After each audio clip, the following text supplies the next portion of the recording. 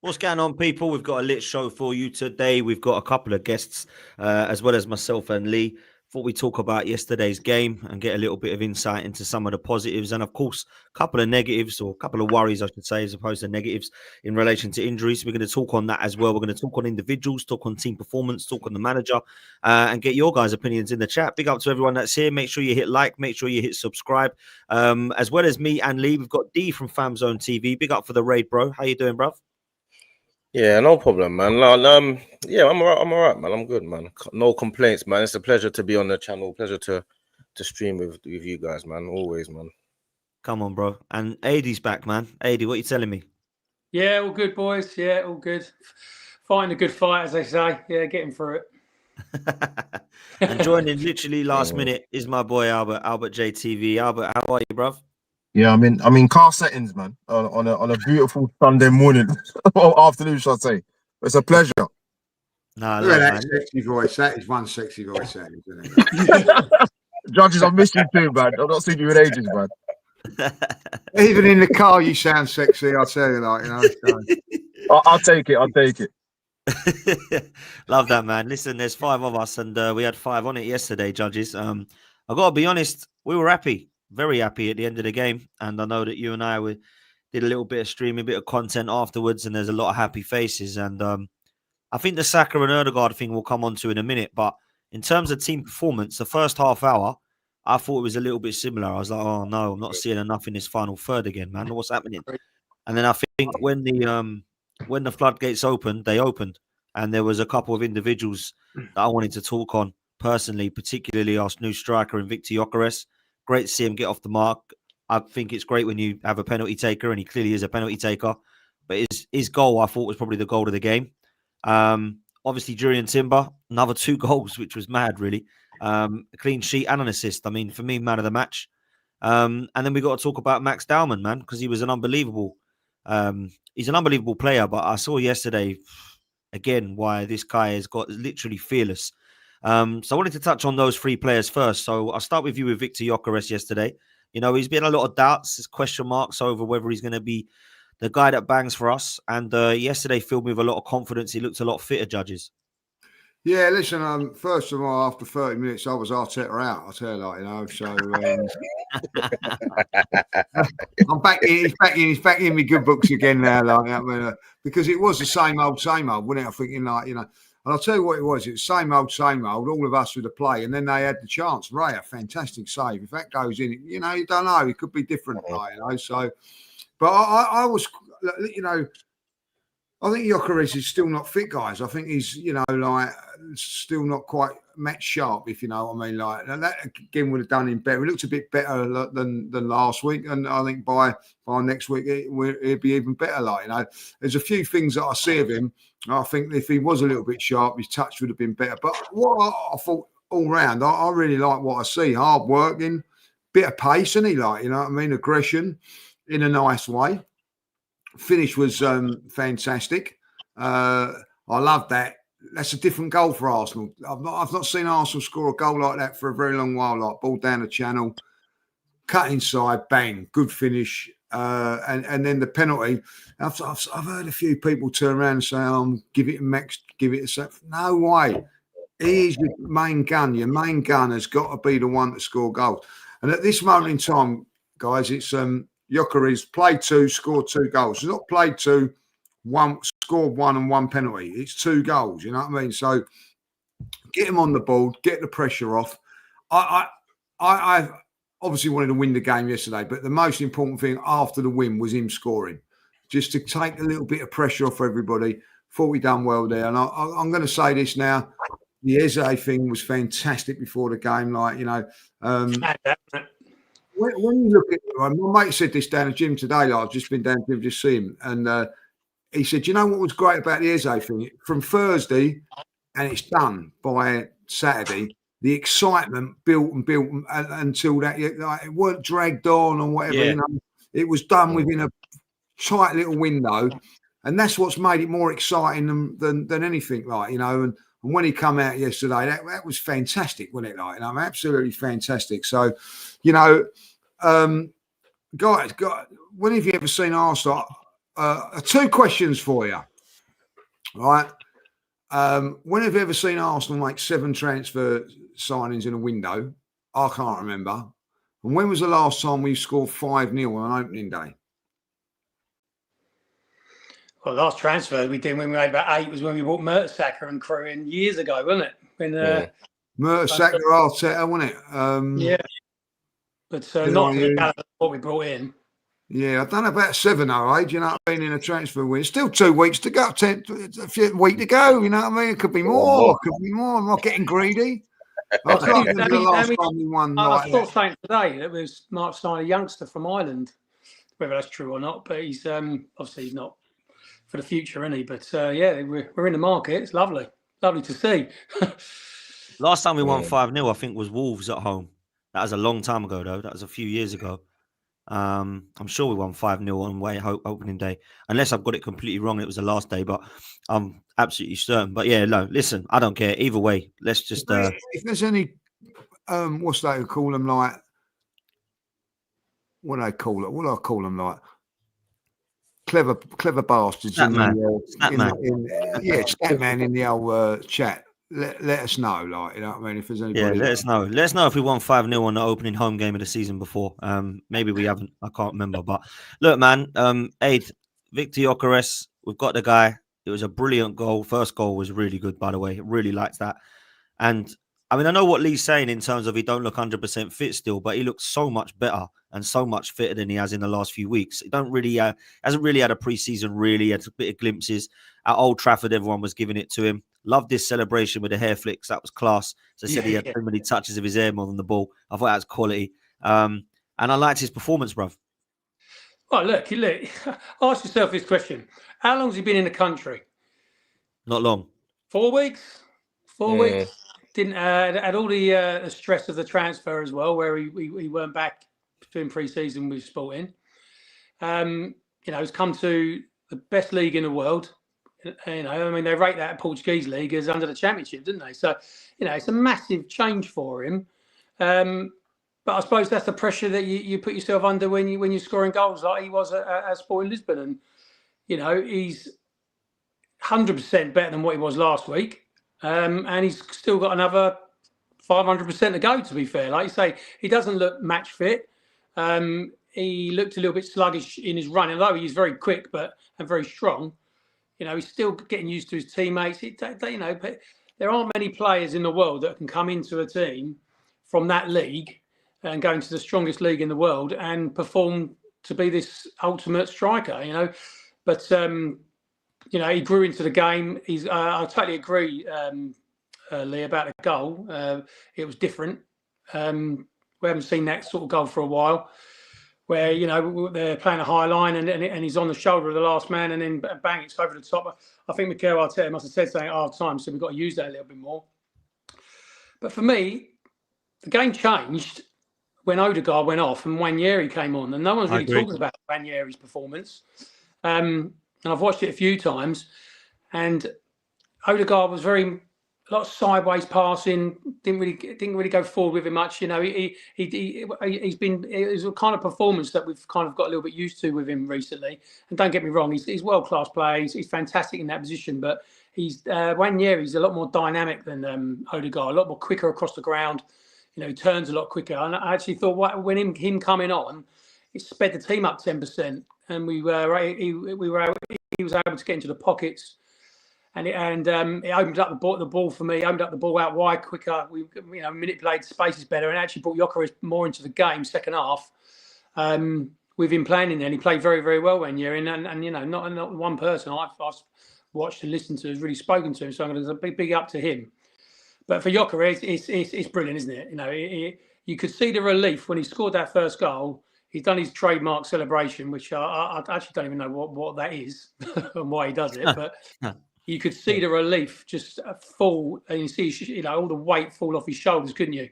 You know, he celebrated with a huge get in there, didn't he? And from there, he was dangerous. And the penalty, and I totally agree, Lee. You give it to Max Dowman. No, it's not about Max Dowman. It's about our big gun becoming, our top goal scorer, and he needs to take it. And my God, did he take it? I think his stats came up, didn't they, before the penalty? 25 penalties, 24 goals. So, and he didn't just pass it and he buried it in, didn't he? It was smashed it, didn't he? Smashed it home. So, yeah, really pleased for him. And he's only going to get better as well as he gets used to the league. What I do like about him is he's a bit like Havertz, isn't he? I remember like what Dennis Bergkamp used to be, a little bit nasty as well, which is good. So really pleased for him and the club, and everyone's. I'll tell you what, I do wonder if old Benjamin Sesko will get that amount of stick if he doesn't hit the ground running. Well, look, what's mad is Florian Wirtz. He hasn't really had the best of starts, but no one's talking about that. They were talking about Gyokeres. Now they can shut up because he's, in the last 4 games scored 3 goals. I know one of them was pre-season, but look, yesterday I got to be honest, Albert, I was sat there, bruv. Eze come out, Gyokeres scored 2, and I'm like, I wish Albert was here, man, because that would have been the perfect game for you, bro. Talk to me, bro. How you feeling? Yeah, it's my thoughts about sort of Eze, and I think Dee will probably testify to this as well. We've had a very, very rich history of fantastic black players that have played for Arsenal. Paul Davis, Ian Wright, Rocky Rocastle, rest in peace, our brother Kevin Campbell. And you hear the backstory about Ebere Eze. And I think for me, there's a massive emotional pull to him. I probably had that with him, and he wasn't even our player. He just has that something about him. And Dan, when I started my channel about 3 months into it, I said Eze's one of the players to watch. That's the season when Chelsea bought Havertz and we bought Willian. And people thought, what, Ebere, who? I said, trust me, this guy is a player. But he had his injury sort of at Palace early doors, but he sort of, got over that period. And I said it before and I say it again, he's the Roger Federer of football. He's a beautiful player to watch. And did I ever think 4 years ago that he would be available for Arsenal to buy? I probably wasn't sure, to be honest, depending on how he was going to go at Palace. But he's been phenomenal. And obviously, fast forward to when the interest was there. And Dan, if you speak to Sophie, you can, man. When obviously the interest came out in the beginning, and obviously there was a period of time where it went quiet, and we never really know in terms of the intricacies of the transfer. And I was really angry. I just thought, we get told as Arsenal fans about marketing opportunities for when players are available. And this was too good an opportunity to pass down if it was available to be done. And I was just getting more wound up. Like and then obviously the Spurs thing, and I don't know what it was, Dan. Maybe it was intuition, maybe just gut feeling, but something was just telling me, are Spurs really going to get him? Are Arsenal really going to let this pass up? And I know a couple Spurs fans that were like, not trepidation, but it's like, you know what, if we don't get this done, I thought, okay, look, even now you're panicking a little bit about the deal. And obviously when Ornstein dropped that tweet, Dad, I'll tell you, I was gone, man. I know you guys, I was all over the place. I was pinging everyone, pardon the language. And then it was mad the way it just transformed like that. But we knew he wanted to come to Arsenal. And obviously we heard yesterday, you hear more about transfers, that the details that come out, and he phoned Mikel on the Wednesday, like, is this happening kind of thing.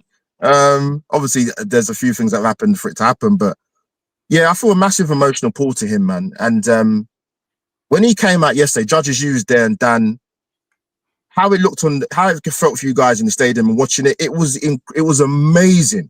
Even Kenny Ken vouched for it. He said he just came out, he looked cool, he soaked it in, an amazing signing. And like I said, for me, I've not felt that kind of excitement about a signing since Mesut came to the club.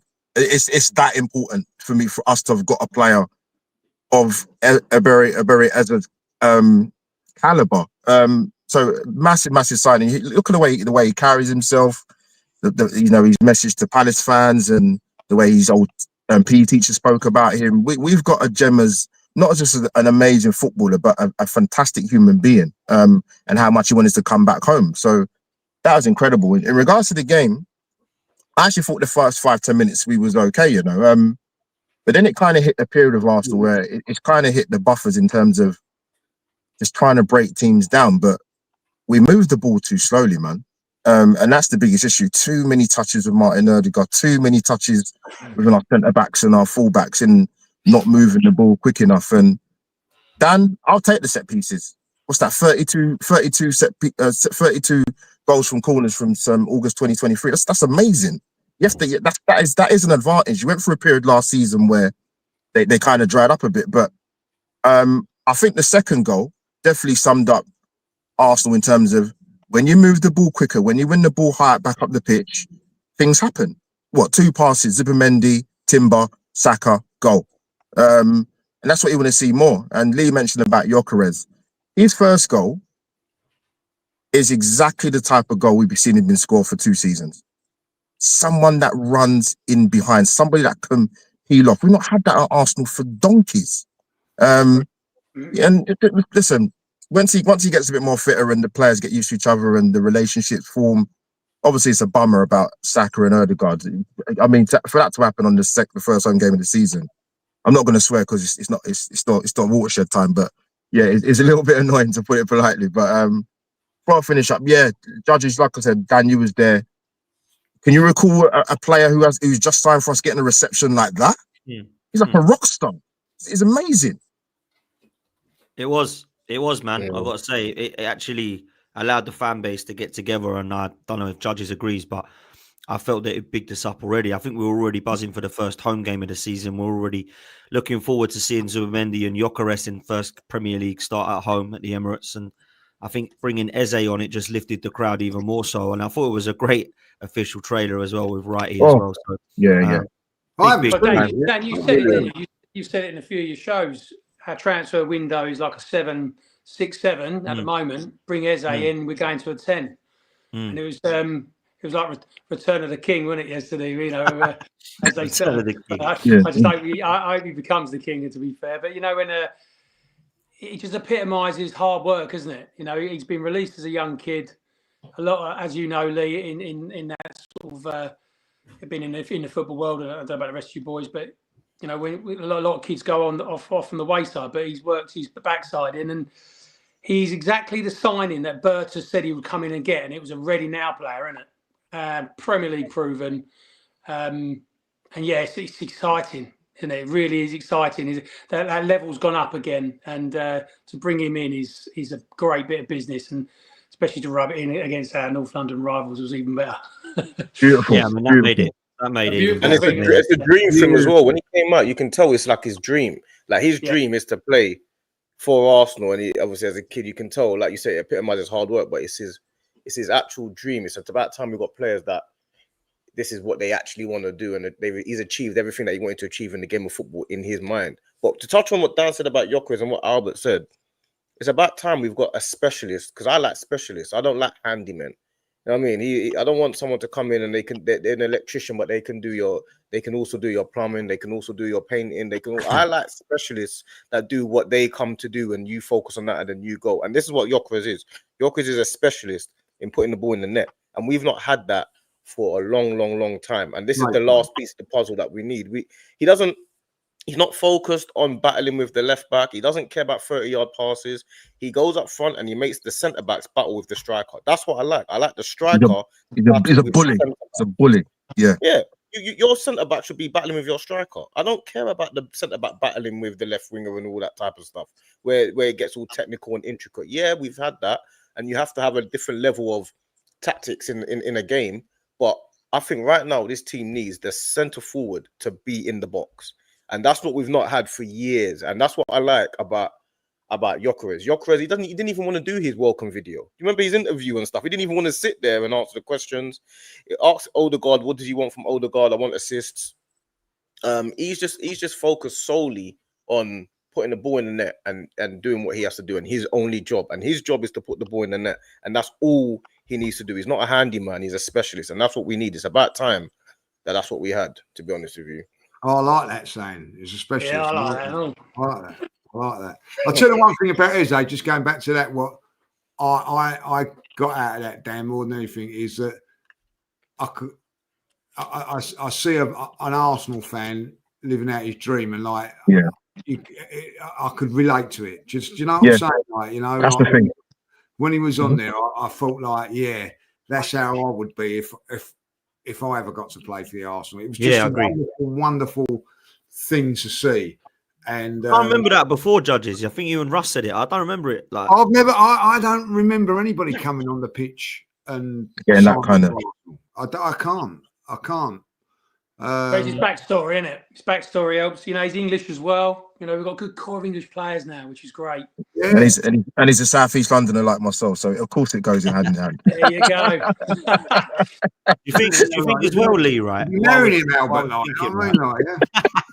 Well, I was thinking yesterday that I actually did notice, and it's something I've been crying out for a long time now, is using your squad.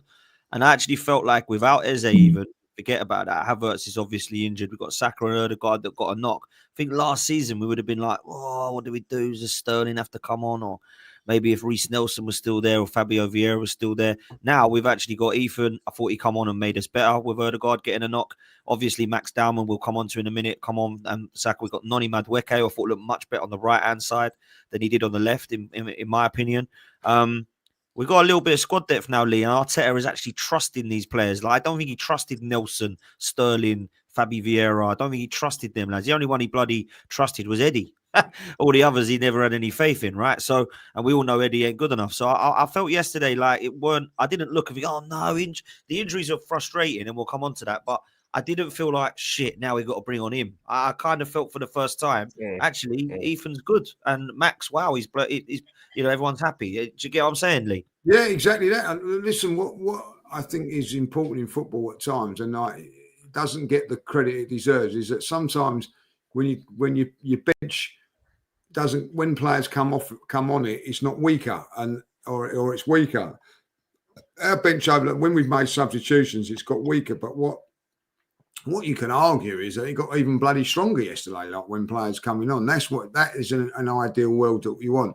You know, you go back to when we won the title and all that. Like we had squad players. If you think about it, and it's a bit harsh to call them squad players, but I will. Was Martin Keown, Ray Parlour, Edu, Will Todd, Carnu.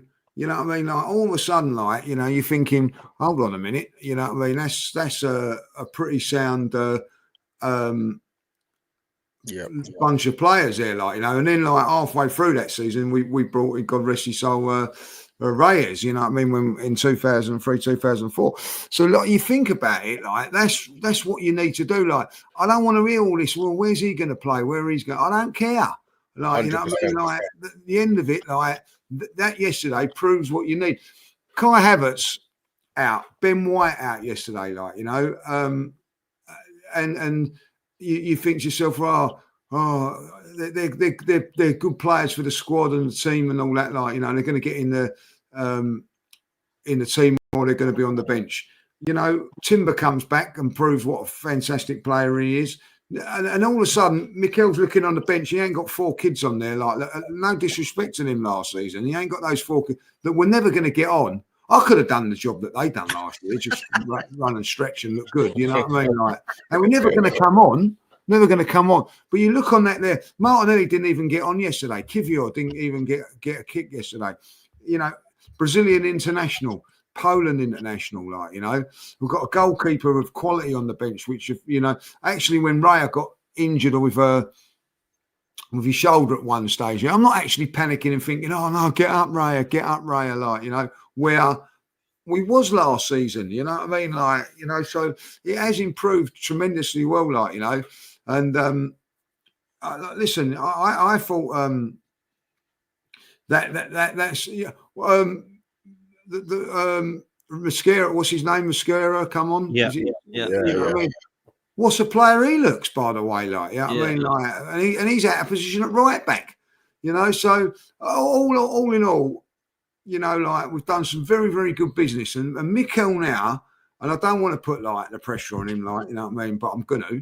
He's got all the tools now that, you know what I mean, like, let's be honest, Norgard, not even on the bench, great shout. He looked last season, we're 1-0 down against PSG. He's looked on his bench. He hasn't got nothing to really change it. Now you look at it, You know, he's got all these players. Let's just hope that the injuries are not as bad as what we first fear, and they can get back at a time as well, and we can go again. But this is, I'm not going to. The chances are, guys, we're going to go without Saka to Liverpool, but I'm not thinking, oh, that's it, doom and gloom. Like, I'm thinking, right, all it gives, there's someone there.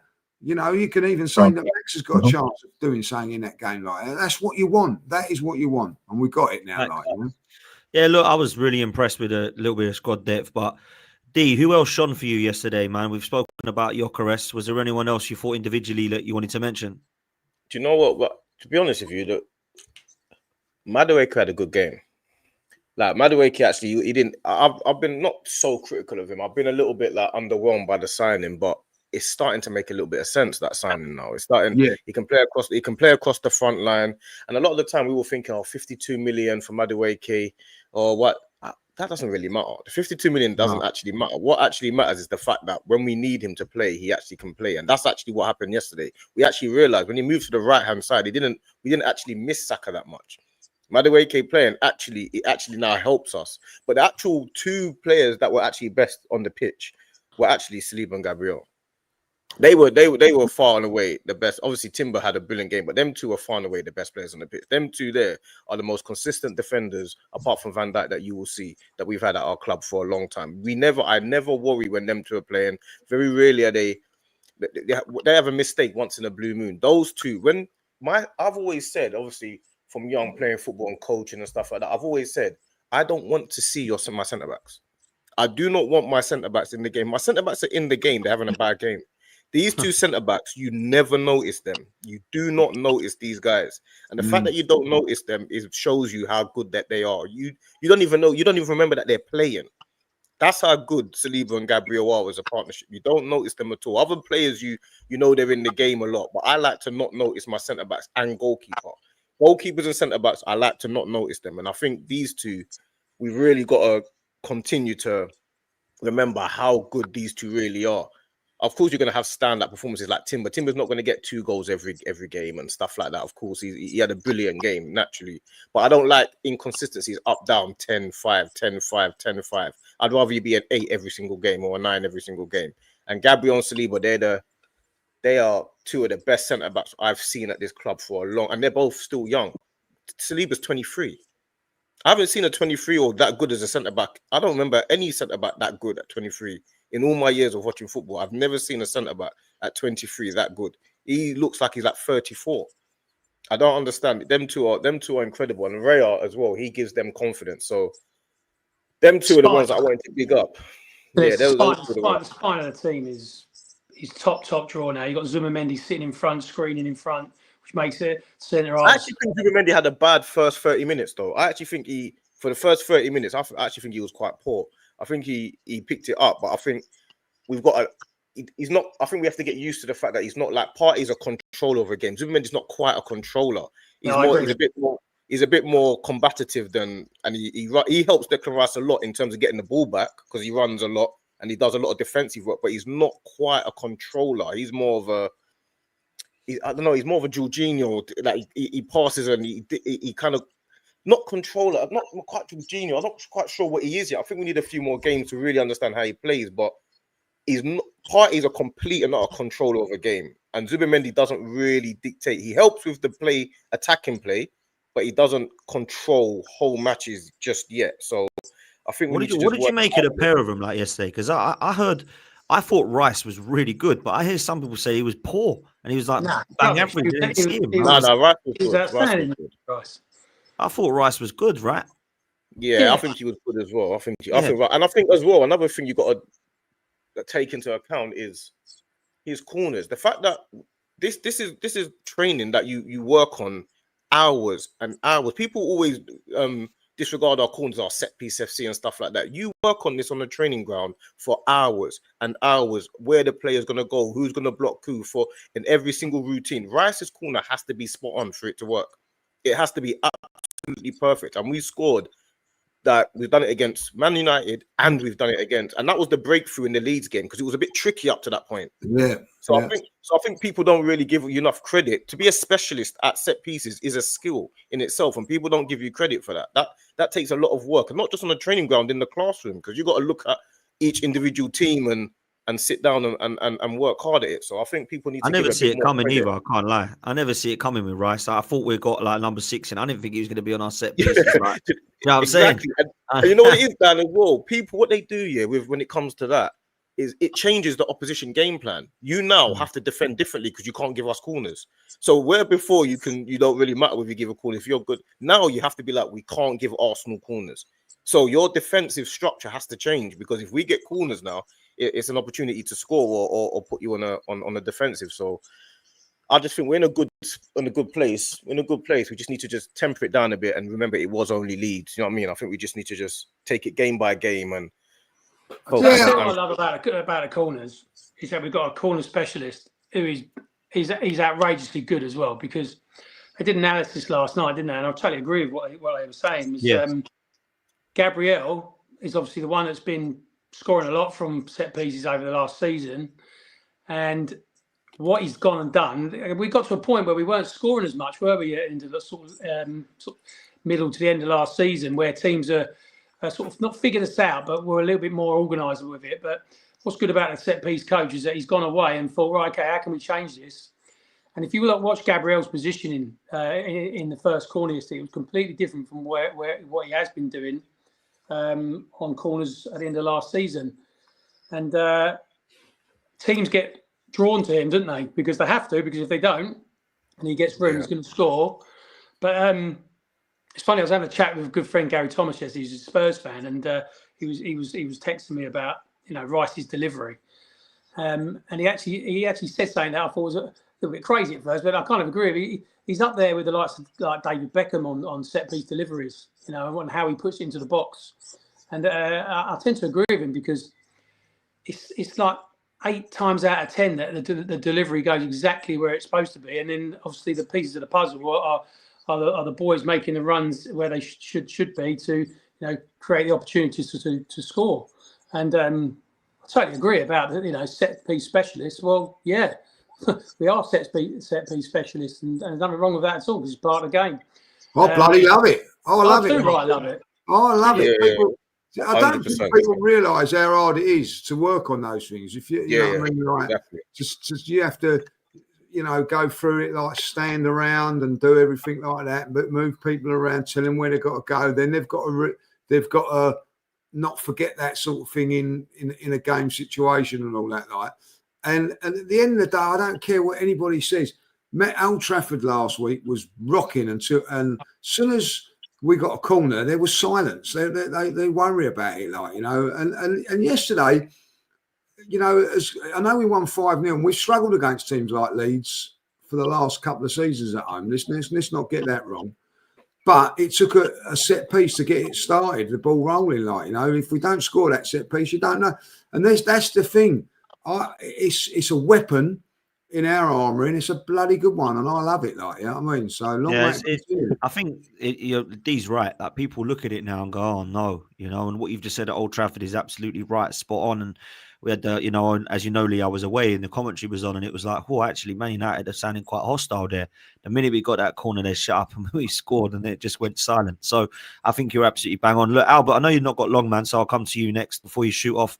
Ethan Nwaneri deserves a mention, and Max Dowman come on and again lit the place up. Won another penalty. That's 3 penalties now that he's won in 4 games, I think it is, in pre-season and in this game.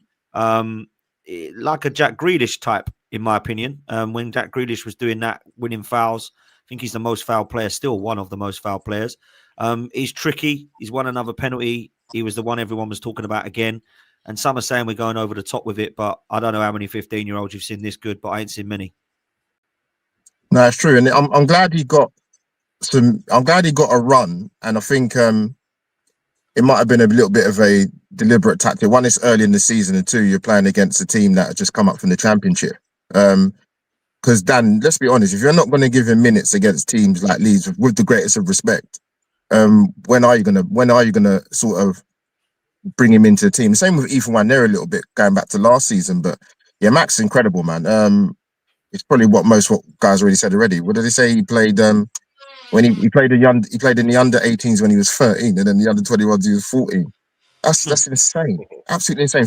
A boy playing in the Premier League is crazy. And if anybody hadn't really seen him during the pre-season period, or he's been spoken about quite a lot, but what a way to sort of make your entrance into Arsenal Football Club and in the Premier League, in your home debut, for Arsenal. It's amazing at 15.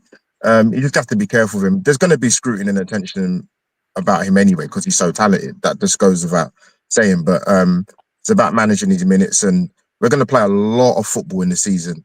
As you mentioned last season, 27 separate injuries at different points for Arsenal was insane. We've already lost 2 already, in the first home game. And that's not including Ben White and Havertz. So, Max, the more we see of him, special talent, got to be careful. But with him, when he gets the ball, and it's very rare that players give you that feeling, he gets you out of your seat. Even though I was doing a live watch along on your channel yesterday, Dan, I thought, flipping hell, this guy's 15. I mean, I definitely wasn't playing football that level at 15. That's for definite, and most people wasn't. So, look forward to seeing how he how Mikel sort of asserts him and blends him into the team. As for Ethan, really pleased, didn't just get minutes, got a good chunk of time to actually imprint his stamp on the game, and did some really, really good things. He did one movement yesterday in the second half. I don't know if you guys remember it. He just body swerved the Leeds player. He left him for dead. Like that kind of turn and sharpness. You need that, particularly if you're going to play centrally. You get on a half turn, you leave opposition midfielders in your wake. It helps. And for him, it's just development, more game time. And for most footballers that play in the final third, especially, which you've been very critical with Martinelli, and actually probably you might have labelled that Amad Awakening at Chelsea and obviously coming to Arsenal, is can you make the key decisions in the final third under pressure? That is the most important thing you're going to have to do, particularly when we got away from home. So now really happy for Ethan getting the minutes, and there's some really good things and things he can work on. But, like guys have mentioned probably in the chat and us on the panel, it's not just about having squad depth, it's about having game changers. Serena Wiegmann used a good term for Lioness, is having finishers. I love that term.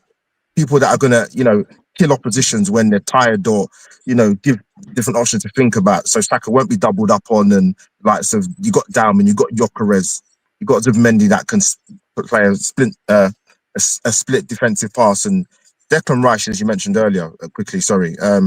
Great work off the ball.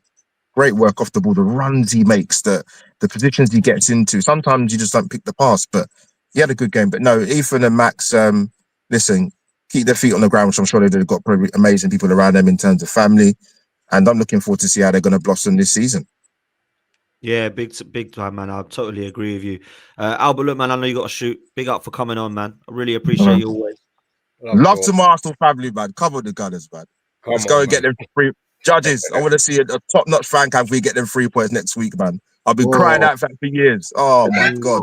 And you know what? And I'm glad. And you know what? I'm glad we're playing them this part of the season. I'm actually really glad about that. Get them, go there and get the 3 points and make us Arsenal fans believe and be happy, man. And that's my last piece.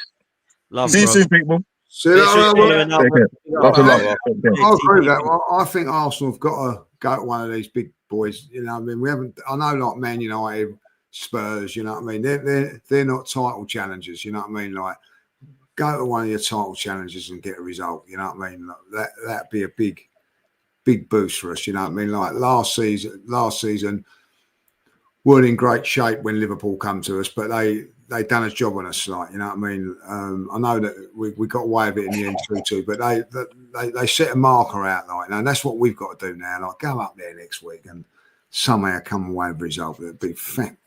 I'll ask a couple of questions on that, Lee. Yeah, I'll start with you, and I'll come to AD and D. Right? If Saka's out and Ødegaard's out, who replaces both of them? That's my first question. And then my second question is, who do we play at left back? Because we've got Salah, you've got Calafiori, you've got Lewis-Skelly, and I think Calafiori's been good the last 2 games, but I don't trust this guy positionally at all. And I just know a diagonal ball he's gonna be up wandering. And Salah, we know what he was like against Zinchenko, and I see similarities positionally with Calafiori. Although he's better defensively than Zinchenko, positionally, he scares the hell out of me, if I'm honest. I like his performances in the last two, I will say that, but I need to see more than 2 games from Calafiori. So, what do you reckon to the injured players, Lee? Injured players, if they're out, Madawuki on the right, sorry, Martinelli on the left, and Eze in the 10 would be my choice. So you got pace on the flanks, and I don't know if anybody agree with this, but this is what I would go. If fit, Ben White right back, Timber left back. That's what exactly what I would go with. Exactly the same thing. Spot on. Exactly. Look at that. We're all agreed. Right, we can close it. There we go. Done. And that's nothing against Calafiori, by the way. There's a saying in football, there's a saying everywhere, horses for courses. Like, you know what I mean? Like, Calafiori's been brilliant the last 2 games, but I've been really, really impressed. If he stays fit, he's a player, like, you know. But I think that let's go up there and be very, very solid defensively. Like, and Timber, by the way, is just an awesome defender. Oh, I love him. I love him. He's the best fullback in the league right currently. Yeah. He's the best fullback in the league. He's aggressive. He can play. You know, as he showed with that lovely little pass for Saka. By the way, that was a fantastic goal. But he's aggressive in his defending. Work. This is a guy also that's come. He is outstanding. I think he's a 9 out of 10 fullback. Like, you know. Whatever. If he hadn't had this injury, I don't know. He's a machine as he is. Unbelievable. I've never seen it. Frightening. Well, Lee, I'll answer this question. How many players come back from a cruciate ligament operation and go to the level or go above the level that you expect them to be at? None. There are not many that will come back from that operation. I mean, you look at the likes of who's the guy at Chelsea came over from the forward, Nkunku. You know, prime example of, he hadn't done it in the Premier League, but you know, to have that type of injury, you know, he was out a whole year, and he's outstanding. Jesus is one of them. He's never come back the same. Never been the same. He has everything that you want in a fullback, or a modern day fullback anyway. He's so strong. He's dynamic. He's good on the ball. And he's the sort of player you want to go to war with, isn't he? And like I say, to come back from that injury and get to the level that he is, it takes a lot. So, you know, I totally agree with what you said. Definitely the best fullback in the league for me. And his level doesn't drop, even whatever side he's on. His level doesn't have a bad game, does he? Never ever. I've not seen him had a bad game. He's the most consistent player, probably up there with anyone that I've seen. He's incredible, man. He deserves everything he gets because he really is. He's incredible. Now he started scoring goals as well. He started scoring goals as well. Because when last year we played Man United and he scored from a header. He's getting to the point now where he actually wins headers in the box. Like he scored, he's a battler and he scored. And he's like 5'9", isn't he? He's like 5'9". Tiny, bro. Bro, he's tiny. But listen, there's a reason why he's in the box because obviously we know what we're doing. There's a reason why he's in there because obviously he's good in the air. So he's brilliant, bro. I got enough. I wouldn't sell him for anything. No, me neither, man. I think he's been brilliant. I think he was. It was my player of the year last year. I think he's been exceptional every time, and I love the fact that he goes left back and he plays just as well as he does at right back. And I think he's an excellent one-on-one defender. Brilliant attributes for everything. And I think there's only really Hakimi and Trent Alexander-Arnold I can think you can debate that are up there with him in the moment in the world of right backs. I don't think there's any others that come near him. I really do believe Arnold don't get nowhere near him defensively. No, Agreed. So I think when you look at it, you know, who's the best in the league, it definitely is him. And then you can go to Europe and say there's only really Hakimi that can actually get near him as well. So I think that's an unbelievable compliment personally. But I think for me, right, I don't know if you agree with this. I don't think we all agree with the positions we go with Liverpool. Can we agree that Ødegaard and Saka just need to sit this one out, whatever, even if they say they're fit? Well, it's like we're talking about squad depth. Last year, if that happens, Ødegaard, Saka out up at Liverpool, we're like, geez, what do we do? You know, but the squad depth I said it to you last week, Dan, didn't I, and Lee? I said, look, we've two positives of the Man United game is we've gone up there and won, and the squad depth. Those were the two positives last week. To go away, first game of the season, to win at Old Trafford. United played well, by the way. But it was all the fact is that we played for 95 minutes with a top draw squad. Players coming on and the levels don't drop. And I totally agree with what you're saying, Lee. Sometimes when the bench comes on, the levels drop and the quality doesn't go on for 95 minutes. And, I was speaking to him. My brother was there yesterday and he says that's our squad is frightening. And, we've got 4 players out. Ben White, Havertz, Odegaard and Saka, arguably 4 starters in our team. Well, definitely 2 of them anyway. And look at the replacements we've got for them now. Eze coming in with what's happened yesterday is a dream come true, really, isn't it? Because I think he'll play next week because I don't think both of them are going to be fit. If he's just cramped for Saka, then great. But if he's hamstring, he's definitely not playing. So, but yeah, I agree with what Lee said about the side. Madueke on the right, Martinelli on the left. And Martinelli plays well up at Anfield as well. So, and he'll be fresh. So, yeah, looking forward to it already. Really looking forward to it. Do you think even if it is cramped, Judges, for Saka, do you think that we should play him or just bring him on for like half hour? Days if it's just cramped, Jesus. Yeah. Well, apparently, there's a few things in the.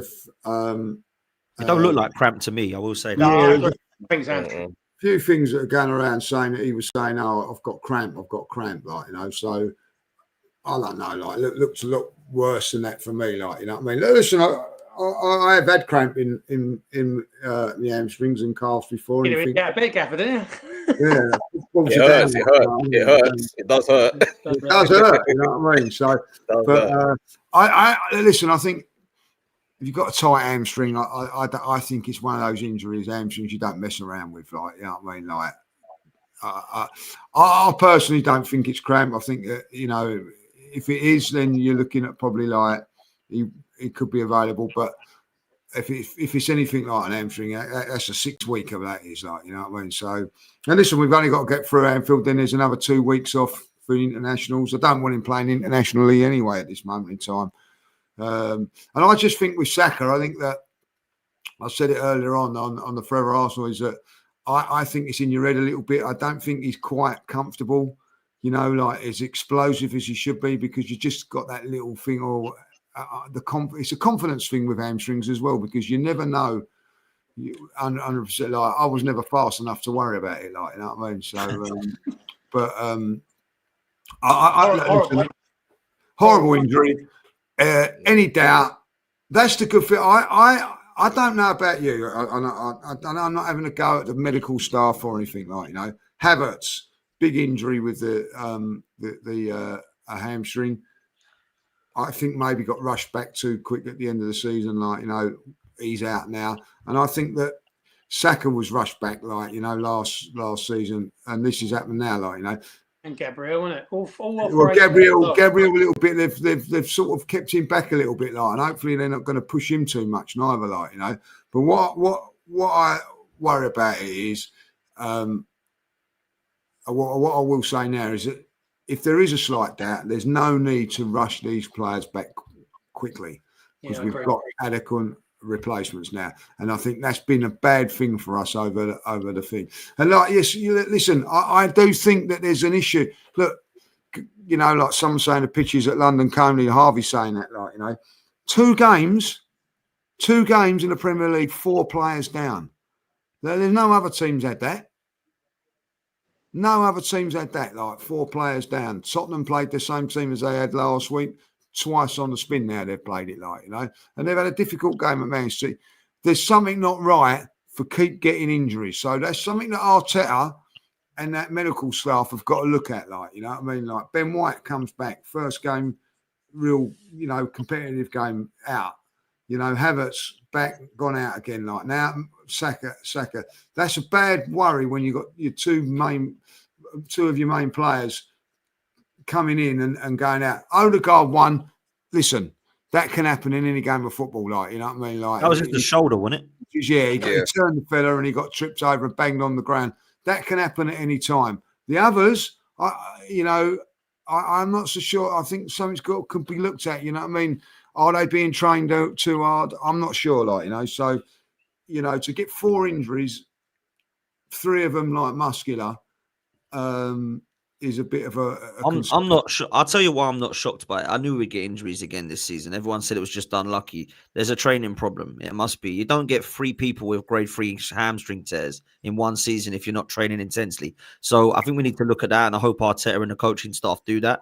And I expected there to be knock-ons from this. You don't come from 3 long-term injuries and then you never get a knock again. That's going to happen this season, which is why I think squad depth is even more important. And I don't know about the Eze thing. I don't know if he goes straight in. I don't know if he brings him on, maybe starts Ethan if Odegaard's not there. I don't know. Depends how fit Eze is, I suppose. I know he's been playing for Palace, and whether we believe he's fit enough to start, I'm not sure. But I certainly do have more faith in some of the players coming on. I wanted to ask, lastly, the window's still open. There's still a chance we might sell some players.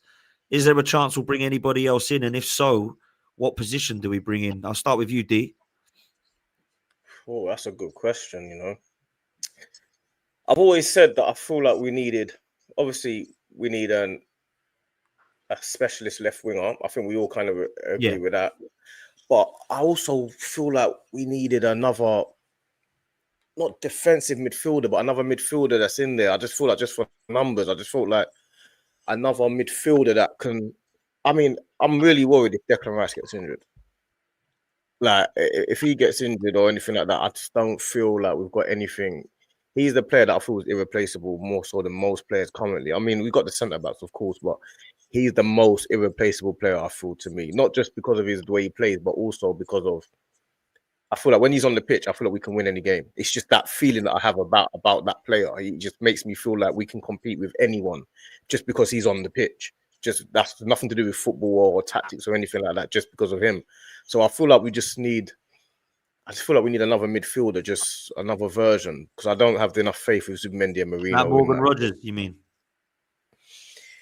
Morgan Rogers could work. I mean, I don't actually have the answer, Dan. Sometimes you can just say you don't know. I mean, I'll be honest. Yeah. I'll be honest. Yeah. I don't actually have the actual answer. I don't. Because at the moment it's Marino, isn't it? It's Marino at the moment, who I don't like there. I've got to be honest. I thought he was good up front, but I don't think he's great in the middle. Yeah, it's not. It doesn't really fill us with too much. Like, I mean, for example, if we were going to Anfield and we had Zubimendi and Marino in midfield, I mean, we can still do a job, but you wouldn't really think we're gonna win the game. Do you know what I mean? You'd feel like we're probably going to lose that midfield battle. Anything can happen. It's football, but it doesn't fill me with as much confidence. And even when Partey wasn't playing last year and Rice was, I still felt like, because we've got Rice on the pitch, because Partey was our most important player, but Rice is the player I would pick first, just because of who he is as a player. So it's just kind of weird that that's what people talk about, captain material and stuff like that, I guess. That feeling of just, he can just do it. Do you know what I mean? He can make things happen. So I don't know. I'm not sure. You're not alone, bro. You're not alone. You're not alone. Yeah, I know, when I speak to people, they're like left back, left midfield, like central midfield, and left wing. They're the 3 that people still aren't sure on. It's not we ain't got anybody who can play there, because we've got loads of people that can play there. But are they elite level? We obviously know Declan Rice is, but have we got an elite level left back? Have we got a Nuno Mendes? We haven't. We've got people that are playing there at the moment that ain't really left backs, right? Lewis-Skelly and Calafiori, apparently they're midfield and central defender. And then obviously at left wing, we've got Martinelli or Trossard or now Eze. None of them are out and out left wingers. They're all, in my opinion, anyway. So I think there is still some, believe it or not, I'm not saying we've had a shocking window, but there are still sort of certain areas that, I mean, you can always improve your squad, right? You can always improve your first 11. But if I had to be picknickety, I think they're the ones that I'm like, I like it. Not sure it's elite level. Not sure it's a Perez, Ashley Cole, and Patrick Vieira in there. Maybe you'll never get that right. You know what I'm saying? That's what I need. And I think on the right-hand side, we've spoke about Timber, we've spoke about Saka. It still ain't that on the left-hand side, is it, boys? Do you know what I mean? So there is definitely still some positions we can improve on. But what do you make? The only thing with that, though, is I think with you know, like when we everyone wants the perfect squad, don't they? Everyone wants the perfect squad, and we fall. But I do feel like it's teams you can win the league without the perfect squad. Do you know what I mean? That's the only thing about it. I feel like our squad is good enough to win the league. We have got every hole is not going to be filled. So I feel like our squad is good enough to win the league. I don't think we need perfect squad. No, Actually. look, It's got enough. I get that, and I mean, I agree with the chat. Actually, if Declan Rice was to go down, I'll put Lewis-Skelly in there ahead of Mourinho. That's what I would have gone. I'm Yeah, saying yeah. the same thing. Yeah, He actually yeah. played virtually in midfield yesterday, and he's got that power. I do think he'll still end up in there as that position. So I think that there is a thing for Miles Lewis-Skelly to go into that left side. And do you know what? I'm going to say this now. I think he might even suit it better because he's very, very good around the box with neat touches and that, and he's left-footed. Mm-hmm. Mm-hmm. Agreed. 8. Well, it's difficult, isn't it? Because if you're going to go out and get a replacement for Rice, if he goes down injured, you're spending 100 million, and we ain't got that now. You kind of got to hope. I feel a bit sorry for Marino. I mean, I know he's not set the world alight, and he hasn't been great in there when he has played, but he's never had the consistency in there to play week in, week out, which is very difficult. But I kind of go back to, this is what I want to see from Marino this year. And I was having a conversation with a mate about it. He, when Edu, years ago, Lee, Yeah, he was on the bench a lot, wasn't he? And it was Vieira and Gilberto in there, wasn't it? And Gilberto went down injured, and Edu came in, and he went to that next level. Edu, didn't he? And when Edu played, it was like bang, we've got he's brilliant. He went to that level that Gilberto was at, and you kind of you don't want to wish any injury on anyone, but if Rice was to go down, you kind of want to hope that Moreno might actually step up this year. He's only had a season in the Premier League. He's never really played in the middle consistently because we've had to use him up front. So who do you bring? Well, my question is, who do you bring in that's better than Moreno but not as good as Rice? It's that kind of area where, and who's going to want to come to Arsenal now and play that role? With the squad depth that we've got, it's personally, I don't think we're going to buy any more. I think with PSR we're flirting with those lines. He's not going to sell Trossard because he's just signed a new deal. The only one that could possibly go would be Martinelli, which I don't want to see. And because it just depends where we're sitting with money, doesn't it? I think we certainly have improved on the left-hand side with the signing of Eze and the emergence of Lewis-Skelly. Calafiori, he's fit again. We're certainly a lot better down there.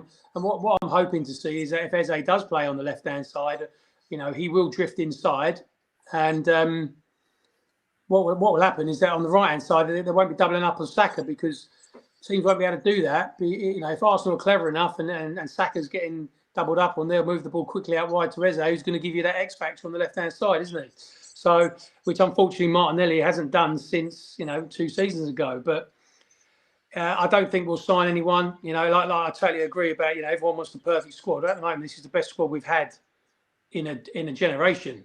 When you go back to our title-winning teams, and I do agree. I think we can win it this year with the squad that we've got.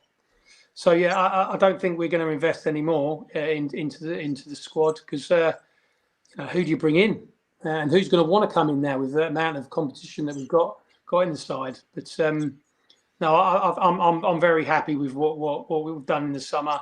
We've certainly upgraded, and the subs coming on in the last 2 games have proven that the levels don't drop. So I don't think you can bring anyone in. Yeah, to replace Rice. Rice is irreplaceable with any midfielder in the world right now. And for me, at Arsenal, and there's not going to be a midfielder that's going to come in and play that sub role. If you're spending 100 million to replace Rice if he goes down injured, but fingers crossed, touch wood, that don't happen, and hopefully. If with the squad being it is, Mikel can manage minutes better, and hopefully these injuries will clear up. So no, yeah, for me, I think the squad's done. I think we're more than ready now to challenge. And the big piece of the puzzle was getting a striker and who's going to score goals because our defence will win any league in the world. It's just whether we can do it at the other end, and hopefully Gyokeres can continue what he's doing and bag the goals that we need to win the Premier League, because that is what it boils down to, fellas, isn't it? It's putting the ball in the back of the net and taking those chances those fine margins that we talked about last year. It's taken those 1 or 2 chances that you're going to get against the big clubs, and we've just got to hope Gyokeres does that. So for me, I think the squad's done. I don't think we're ever going to be perfect on the left-hand side, but with Eze coming in, it certainly gives you that X factor on both sides with Saka and him. So it's keeping them fit, which is the main thing. Yeah, man. Look, I don't know if we are going to go into the market again. I don't know if we will. Maybe we'll surprise last minute and go for a madness, but I don't think that there is an option for that. Rodrigo is the only one that, and Semenyo and Lookman, we've been linked with left wingers. That's all we've been linked with. We're not being. Rodgers was one we're linked with, who can obviously play the wide as well. We're not being linked with any other position. So they're obviously looking at that left wing. Now, I don't know if that's because they're going to get rid of Martinelli. I don't know if it's because they're going to keep everybody and just strengthen it. I don't have a clue. But I think if we are to bring anybody in, it will be a left winger. In terms of player sales, I think we all know the players that are going to be going. You know, Fabi Vieira is going to go, Lokonga is going to go, Reece Nelson. There'll be potential question marks over Jesus if he is fit enough to pass a medical and if anyone wants him. And Kivior, who keeps being mentioned with, I don't want to sell Kivior, by the way, but we keep getting linked with, I think he wants to go. He wants to play first team football. We can't offer him that. And maybe we will sell him with money. But if we're selling Kivior, we're going to need somebody else to come in, Lee, haven't we? Because you can't just keep selling players. You've got to actually bring someone into it. You've got to have a squad like we've just mentioned. So there's no point getting rid of Tomiyasu and Kivior or just bringing in Mosquera. You've got to bring in somebody else again then. So I'd just keep Kivior unless it was mad money, personally. Yeah, I think like if Kivior wants to go, I understand all that, like, you know what I mean? But he was excellent, wasn't he? Excellent when Gabriel went out last year, and he's got a taste. But that's why they do. That's why they try to bring players through. Like Aiden Heaven should have been the Kivior. That's what it was meant to have been. He could have sat on the bench and he could have come in and gamed, but he didn't want to wait. That's what the reason why they bring these type of guys through in the youth team, because you know what I mean. It makes sense. It saves you 100 million. So that's Aiden Heaven would have made more sense, but he's decided to go and do the same thing at Man United for some reason. Yeah, they're not going to get, but doing it for a lot more money, like that's the trouble. Like, you know what I mean? Kivior, like if we can get good money for Kivior, you have to bring someone. Listen, that's the thing about when you talk about squads and all that. Like you've got your 11, your squad's always rotating because you've got players that are going to come in and like want more minutes, and deservedly so. Kivior deserves more minutes than what he's getting. You know, we didn't even get on yesterday, but when you're standing there warming up yesterday, I'm not being obvious. You're not going to get in front of Gabriel. He's one awesome defender, like, you know what I mean? It's just the way, you know, if he wasn't about, you know, Kivior could make an Arsenal career. It's just timing and it's just unfortunate, like, you know. So at the end of the day, you just got to let it evolve. It move, you know, players like that come and go. And unfortunately, he's done a great job, but he's not going to get in. You know, and that's why they've got the other guy who's a younger guy that's coming in, like, you know what I mean? Mosquera's coming in, you know, like, but if he was 25, he wouldn't be wanting to come to Arsenal and play some silly. You know, we have got a magnificent two central defenders, but if you're a central defender, you're going to think, well, I'm not going to come to Arsenal because I'm not going to get game time. You know, well, so it's about Rice, isn't it? You know, there it is. Footballers want to play football. Yeah, exactly. Well, look, I personally hope that if, you know, Kivior is happy to come in and he stays. I think he's been great, but I don't want to see him go. I don't mind Zinchenko leaving, Vieira, Lokonga, Reece Nelson, Jesus. It doesn't bother me if Trossard or Martinelli, one of them does go, if it's for the right money. That is for Martinelli. If someone comes in and offers 60 million, you're not going to turn that down. He's on 180k a week. Like, I like Martinelli. I don't think he's developed since 17, 18. I think Arteta's been bad for him, if I'm honest, if I'm being brutal. I don't think he's allowed him to develop the way that he should, but he might stay and he'll be good squad player if he does. But he's the only player, Dan, that has value, isn't he? That's going to bring in millions. Exactly. The others are only going to bring in probably 40 million between the three of them, maybe. Yep. Because clubs aren't stupid. I mean, we are a terrible selling club, but we hold on to them too long, and we pay them too much money. That's why. But a lot of them don't want to leave because, you know, they go to other clubs and then their wages are half, if not three quarters, from what they're getting at Arsenal, aren't they? So, it's difficult. Martinelli's the only one that has any sort of cash value, especially what we paid for him. It just it just depends on where we are with PSR, doesn't it? So. And we will never know. And he's not actually performing either. That's another thing. He's not actually playing well. If he was playing well, you'd be looking at, we don't want to sell him, but he's not actually playing well. And I'm a Martinelli fan. I wish because there was a time when he was above Saka to me. I was thinking there was a time when he was looking at the real deal, but he's not actually it's playing a difficult well. one, because if you do sell him, then you've got to bring in someone like Rodrigo or someone in there, innit? You can't bring in someone who's on the level of Martinelli or anything lower, because you need something out wide. It just depends on where he plays Eze, doesn't it? I think going forward. So it's a lovely joy to have for Arteta. He's finally got what he wanted, and now he's got to deliver. Yeah, can't Big deny time. that. Big time. No, I can't deny that at all. Look, judges, last word. Arteta. He said first half hour you were screaming, but rest of the game he's proven we can score some goals in this side. We've just been bigging up the squad, bigging up the individuals, and saying that we've got a real good chance this year. Is he going to get a trophy across the line this year for you? He's got to. He's got to. Do I think he will? I'm 90% sure that he will. What trophy? I said Arsenal will win the league this year. I think we've got enough guns to do it now. Like, listen, there's always circumstances of being unlucky and having injuries and everything like that. But if that full team gets out week in, week out, come on, you can't lose that many games. That defence and that attacking power, you cannot lose that many games. Simple as that. Like, and if you are, you've got to be looking at the manager. It's as simple as that. And that's not, I'm not being horrible when I'm saying that. I'm pretty sure that Mikel will get the job done, and that's why I'm backing him. 100%. 100%. He has to win. He has to win something this year. We can't be an also-ran. Wherever the steps do. We're in step 5 or what I can't remember what they call it now, don't they? Phase 5, isn't that? He's something's different. Look, we ain't even got going yet. And we're 2 out of 2. And I know we've obviously played Leeds at home, but going away United and not playing well, but being robust and solid, and getting the 1-0 win, we're only going to get better. And he's at the point now where it's delivery time for him, and he needs it as well. To become that elite level manager, he's got to get over the line with the league for me. And we ain't going to have a better chance. Our squad depth is the best it's ever been. And I'm with you, Lee.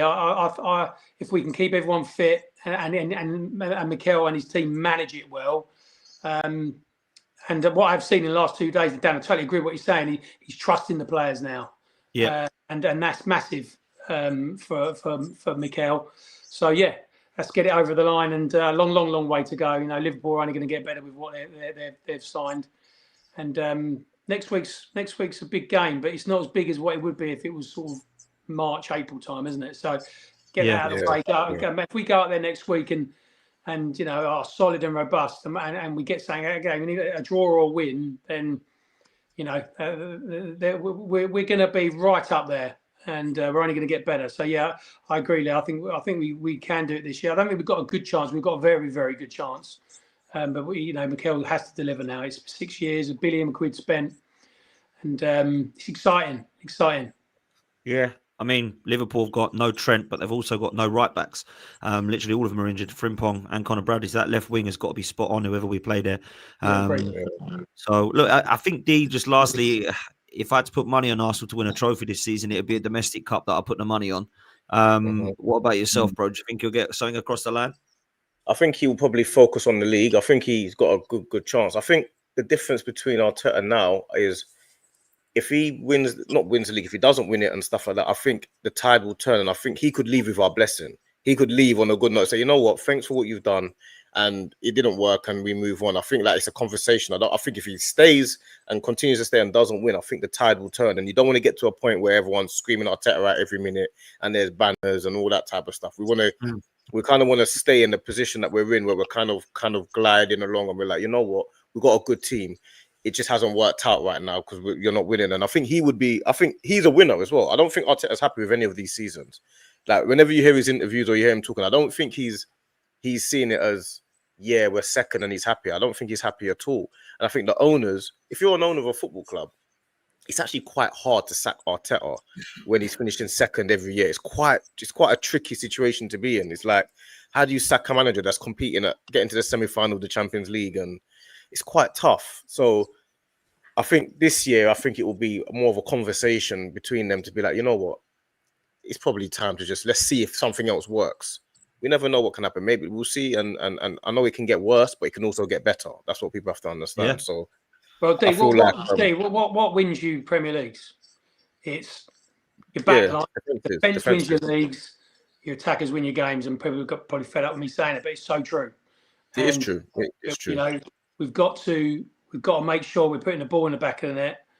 And obviously, Lee will tell you this when we used to play. When you've got that elite level striker, which we hope Gyokeres will turn into, then we'll win. We will win the league. If he bags in 25 goals, we'll win the league because our back line are that good. But the thing is, as well, what we haven't quite realised is our backline is actually still quite young. Timber's early 20s, Saliba's early 20s, Miles Lewis-Skelly's 18. So these guys are not actually in their peak as a unit yet. They're still really kids as defenders. Yeah, and how good are they? he's created a monster back line that are still not even. They're ready to win the title, of course, but they're still young, really, in essence. So. He's a kind of a victim of his own doing, really. But that's what comes with it. At the end of the day, this is what you created, and this is what we got to do. This is what sport's about. You got to get to the top and win, and that's the aim of life, isn't it? Really. Someone said to me yesterday after the game, they said, "Oh, Mikel Arteta is the defensive mind, Burton needs to be the attacking mind." It's like, remember the Titans with Denzel and the other guy. It's like I'm the offense and the defense. That's what it is, man. But look, we're gonna wrap up there, man. Big up to everybody. D, how can people follow you, mate? Fams on TV, man. Come on, I'm trying to be like Dan Potts or Lee Judges and these guys, man. I'm trying to be one of them, man. So you got to come and support, man. Come and support the people that are trying to get to the top like these guys, man. You lot big up yourselves as well, because you lot have worked hard and you've got to where you got to get to. So you done well, man. You lot are I'm like Waneri, you lot are like the Sackers, isn't it? So I don't know about that, bro. I just tag along. I ain't got a channel. Yeah, I'm just trying to get an appearance and stuff. You know what I mean? Fighting for new contracts. Nah, come on, man. You're moving mad over there at Fams on TV. So big up to you, bro. And make sure you go show D some love. He's a good guy, man. And Aid, how about you, mate? How can people follow you? You're going to be jumping on here, I imagine. You know, you haven't got your own channel yet, but no. Listen, I'm not bad at obviously what's going on with me with my health and everything. I'm just enjoying coming on with you guys and coming on with Lee's one of my best mates. And you guys have become good friends and the support I've actually been getting from the Arsenal family has been phenomenal. I know I've been on for a while, but I'm obviously fighting a very difficult disease at the moment and. I'm not worried about being followed. I'm not. I just enjoy coming on here with you guys and take my mind off what I'm fighting at the moment. So I'm just a pleasure to be on with you boys and talk about what makes me happy, which is the Arsenal. Nah, come on, man. Big up to you, bro. Love every time, man. And judges, I'll let you have the last word, man. I'm back tonight on Football's 12th Man, 9:30 for This Is London with Don, D, Lawless, and Deji. Lawless is going to get absolutely hammered. West Ham are shocking. West Ham are so bad, man. They're going down. They're going down this year. They're going down this year. It's terrible. You have to stop calling him for your shows, man. You have to stop calling him for your shows. There's no reason for him to be there no more.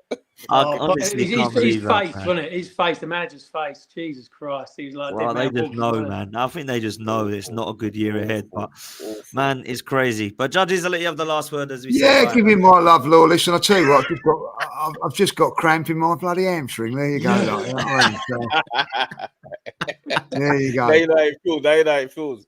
All right, listen, I've got family barbecue, so if you're doing something now, have a nice one. Enjoy the bank holiday because it's a nice weekend, long weekend. Get over and support everybody that's on here, D, and obviously Dan. And we're all Geordies tomorrow, aren't we? Have a good day. We're Geordies today, Lee. We're Geordies today. We start today. Love, people. We're out of here. See you next time.